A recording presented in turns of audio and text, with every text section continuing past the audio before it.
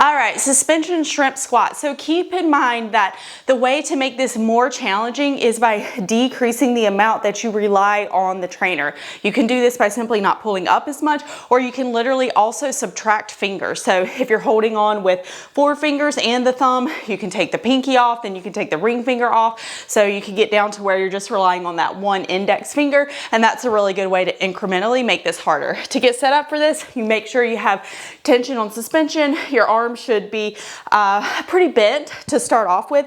And what we're doing is we are bringing, so if my right leg is my working leg, I'm gonna bring my left knee behind my right knee. Now I want my left toe kind of pointed up, got a nice good contraction in that hamstring. I'm not just letting it kind of like dangle in space here. So left knee is gonna come behind right knee. Now what I wanna think about is I don't want to turn away from that right foot. I want to keep my hips pretty square as I'm coming down, and that left knee is going to keep coming behind that right leg. So the left knee is not straight right beside my right foot. It's actually coming behind it, but I'm aiming to keep my hips parallel and square, just like headlights. I want to make sure that I do let that knee go gently over the ankle, right about over midfoot is great. And then I'm going to make sure I keep that pressure very heavy in the heel and the first and fifth met head underneath the big toe and pinky toe as I press up and out of the squat. Now, a couple things to keep in mind is as you're going down, we don't want to dump forward,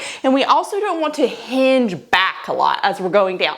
We want to think about this like an elevator, so straight down, straight up as much as we can. So notice that this is more of a squat pattern. It is not a hinge pattern, okay? So straight down and then really driving through that midfoot to bring yourself up. We want to make sure that we are still getting some glute, some hamstring, and some quad all at the same time. And that is your suspension shrimp squat.